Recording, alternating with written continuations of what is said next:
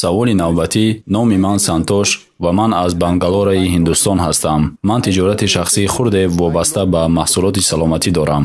ман аллакай кайҳо боз шуморо пайгирӣ мекунам ва аз корҳои шумо завқам меояд. Ман акнун мусалмон шудам, алҳамдулиллаҳ. Саволи ман аз он иборат аст, ки ҳар гоҳе ман ба имоне ки ба Аллоҳ дорам, шакку шубҳа мекунам. ман ба парешонҳолӣ афтида ба хотири лаззатҳои дунё аз динам дур мешавам. чӣ хел ман бояд имони худро қавӣ ва мустаҳкам нигаҳ дорам, то ин ки аз роҳи рост гумроҳ нашавам. Ва боз ман мехостам мисли шумо доӣ шавам. лутфан маро роҳнамоӣ ва насиҳат мекардед. ташаккур. ин бародар Сантош аз Бангалор. ӯ бисьёр вақт мешавад ки наворҳои моро тамошо ва пайгирӣ мекунад ва алҳамдулиллаҳ ӯ акнун мусалмон аст ва исломро пазируфтааст. вале ӯ мегӯяд ки зуд аз роҳи рост гумроҳ мешавад ва барояш душвор аст ки дар ақидааш устувор бошад. аз сабаби фитнаву лаззатҳои ин дунё ӯ ҳар гоҳ гумроҳ мешавад. аз ин рӯ ӯ ба кӯмак ниёз дорад. чӣ тавр ӯ метавонад дар ақидаи худ устувор бошад ва аз он лаззатҳои дунявие ки дар ислом ҳаром карда шудааст парҳез кунад? ва боз ӯ мехоҳад доӣ шавад ва ба ман бо ин пешниҳод муроҷиат кард.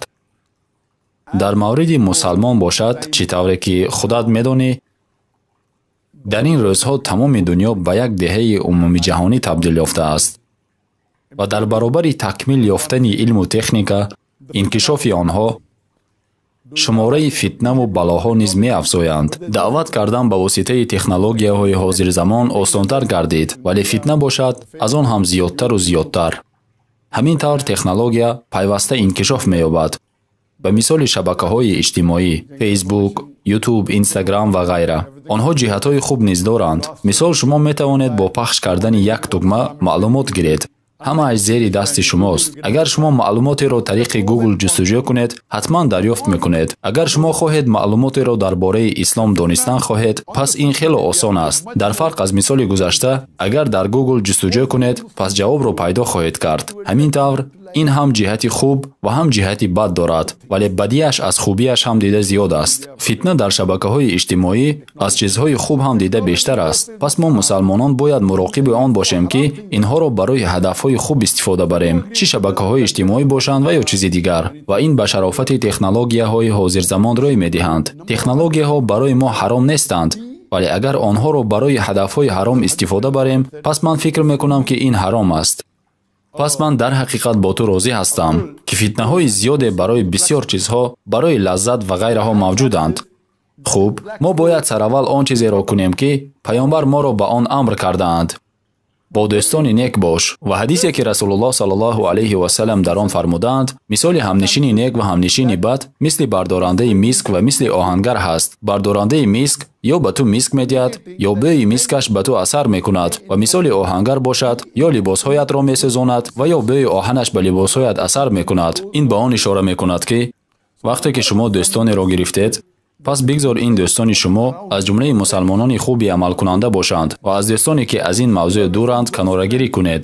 ҳамин тавр формулаи аввал аз он иборат аст, ки инсонҳое ки дар гирду атрофи шумо ҳастанд, ҳамроҳону дӯстони шумо бояд мусалмонони хубу боахлоқ бошанд ва аз он дӯстоне ки аз дин дур ҳастанд канорагирӣ кунед.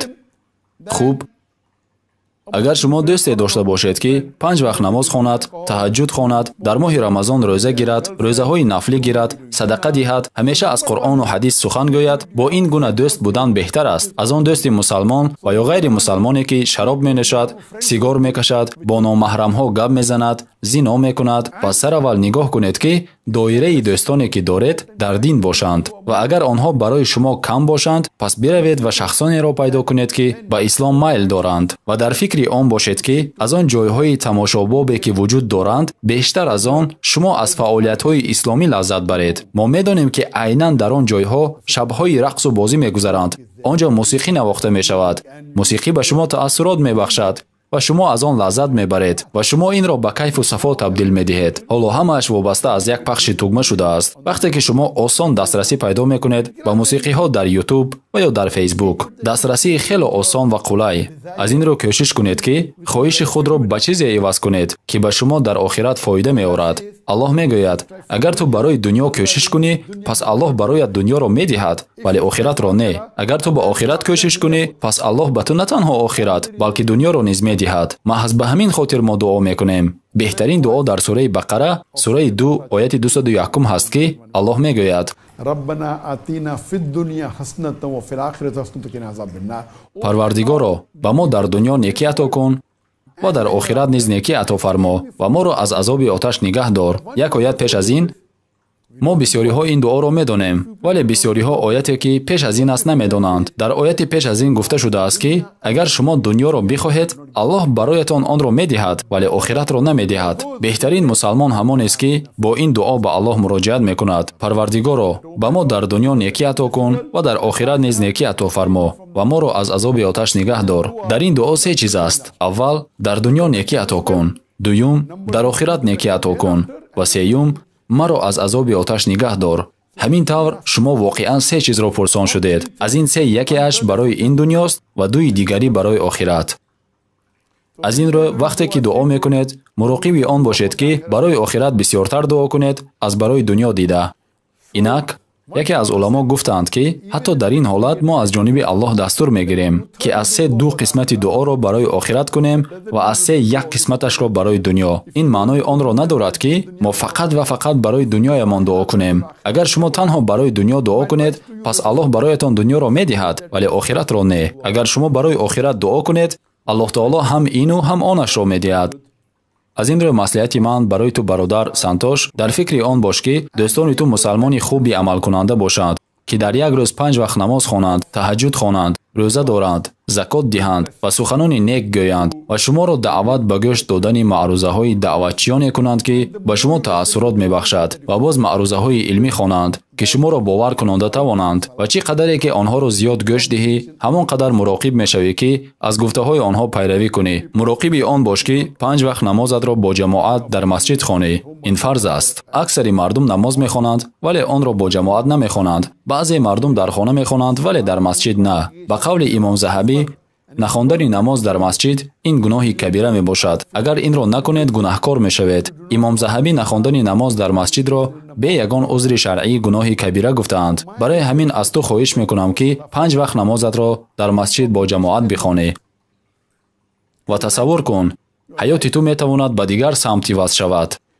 ва боз дар фикри он бош ки ба ҷуз аз намозҳои 5 вақта боз намози таҳаҷҷуд дар сеяки охири шаб бихонӣ.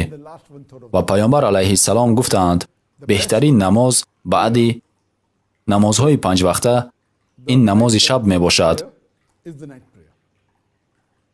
дар саҳиҳи Муслим дар ҷилди 3 ҳадиси 2755 омадааст ки беҳтарин намоз баъди намози 5 вақта намози шаб мебошад. сухан дар бораи витр меравад ва агар бо намози витр дар сеяки охири шаб ба намози таҳаҷҷуд бипайвандӣ, яъне витру таҳаҷҷудро якҷо бихонӣ, махсусан дар сеяки охири шаб, пайғамбар алайҳиссалом 8 ракат таҳаҷҷуд ва 3 ракат витр мехонданд, ҳамагӣ 11 ракат. бо фарорасии сеяки охири ҳар шаб, Аллоҳ ба осмони дунё фуруд меояд ва мегӯяд: кӣ ба ман дуо мекунад, ки ба ӯ ҷавоб диҳам? пас агар вақте ки дар ин сеяки охири шаб намоз хондӣ, муроқиби он бош ки саҷдаат хато набошад. ва агар ту дар саҷда дар қисмати сеяки охири шаб дар намози таҳаҷҷуд ба Аллоҳ таоло дуо кунӣ, иншааллоҳ дуоҳои ту қабул хоҳанд гашт. ва дар он ҷо агар ту бигӯӣ ки Парвардигоро, маро аз фитнаҳои ин дунё дур нигаҳ дор, аз хоҳишоти ин дунё, иншааллоҳ Аллоҳ ба ту кӯмак мекунад. пас олиме дуруст қайд кардааст ки ту гуфта наметавонӣ ки ман ҳамаи чизро санҷидам, зери ягон сангеро холӣ нагузоштам, магар ин ки шабҳангом аз таҳди дил аз Аллоҳ талаб накунӣ, дар намози таҳаҷҷуд, дар суҷуд, дар қисмати охири шаб. ва бубин ки саҷда 1 дақиқа ё 1.5 ва ё 2 дақиқа идома ёвад. ҳамин тавр агар ту дар як ракат 2 маротиба саҷда кунӣ, пас дар 8 ракат 16 маротиба саҷда хоҳӣ кард ва шояд ним соатро дар саҷда сарф кунӣ ва ту он чизеро аз Аллоҳ дуо мекунӣ ки бароят беҳтар аст ва баъд намози зуҳурро мехонӣ. Аз Абу Ҳурайра радияллоҳу анҳу ривоят шудааст ки фармуд: дӯстам ҳазрати Расули Аллоҳ саллаллоҳу алайҳи ва саллам маро ба се чиз васият намуда ки то зиндаам онро тарк нахоҳам кард. ҳар моҳ 3 рӯз рӯза бидорам, яъне рӯзаи 14, 15, 16 ҳар моҳи ҳиҷрӣ ва ин ки қабл аз хобидан намози витрро бихонам ва намози таҳаҷҷудро низ, яъне намози шаб ва боз ҳамчунин намози зуҳо, яъне намози зуҳо чоштгоҳро бихонам. хуб, мана ин се чизе ки пайғамбар алайҳиссалом тавсия кардаанд ва ин беҳад муҳим аст. ҳамин тавр чӣ қадаре ки ту зиёд ибодат мекунӣ, ба ғайр аз фарзҳо боз амалҳои нофиларо анҷом медиҳӣ ва дарсҳои шайхҳоро гӯш мекунӣ, ҳамон қадар ту дар роҳи рост хоҳӣ монд. ва пас аз ин лаззати ту аз ҳаром ба ҳалол табдил меёбад. на танҳо ҳалол барои мустаҳаб, балки барои фарз низ. пас имрӯз ту муроқиби ҳамнишинони хуб мешавӣ, дарсҳову маърузаҳои олимонро гӯш мекунӣ ва чӣ қадаре ки зиёд ибодат кунӣ, ҳамон қадар Аллоҳ таоло ғамхорӣ мекунад ки дар ҳаётат осоиштагӣ ва оромӣ пайдо шавад. бар замми ҳамаи оне ки имрӯз мо дар ҷаҳон дорем, шӯру ғавғову нооромиҳо, тасаввур кунед тинҷию оромие ки мо бо он намоз мехонем бисёр олӣ аст ва ҳамчунин ба Аллоҳ дуо мекунем ва муроқиби дуоҳоямон ҳастем. ҳастанд вақтҳое ки дуо дар онҳо қабул мешаванд. барои мисол соати охири рӯзи ҷумъа баъди аср, пеш аз шом. ин вақтест ки агар ту дар ин вақт ба Аллоҳ дуо кунӣ, Аллоҳ дуои туро мустаҷоб мегардонад. ҳамин тавр агар ту бисёртар ба суннат пайравӣ кунӣ, бисёртар амалҳои мустаҳабро анҷом диҳӣ, пас иншааллоҳ Аллоҳ таоло чунон мекунад ки ҳаёти ту аз лаззатҳову хурсандиҳо пур мешавад, бо имону ва бо қаноатмандӣ. ва сараввал дар фикри он бош ки аз 70 гуноҳҳои кабира худдорӣ карда бошӣ. чуноне ки дар Қуръон гуфта мешавад, агар ту аз гуноҳҳои кабира парҳез кунӣ, Аллоҳ гуноҳҳои сағира, яъне хурди туро мебахшад. ҳамин тавр агар ту пайравӣ кунӣ, агар китоби имоми Заҳабӣ Кабоирро бихонӣ, пас он бароят аз 70 гуноҳи кабира мегӯяд ки гуноҳҳои асосӣ ҳастанд. аввалини онҳо ширк овардан ба Аллоҳ, ин бузургтарин гуноҳ аст. баъд куштани шахсе ба ноҳақ, сеҳру ҷоду, бепарвоӣ ба намоз, закот надодан, беузри шаръӣ рӯзаро хӯрдан, ҳаҷ накардан дар ҳолати доштани шароит. ҳамин тавр бо тартиб номбар шудааст. ҳамин тавр ин ҷо гап дар сари гуноҳҳои кабира меравад ва баъд иншааллоҳ ту метавонӣ равӣ ва муроқиби гуноҳҳои сағира шавӣ, барои ислоҳи онҳо бипардозӣ. замоне ки ба иҷрои ин амалҳо ту саъю кӯшишатро зиёдтару зиёдтар кардан мегирӣ, Аллоҳ дар ҳаёт бароят кӯмак мекунад ва иншааллоҳ ту оромиву осоиштагиро дар меёбӣ.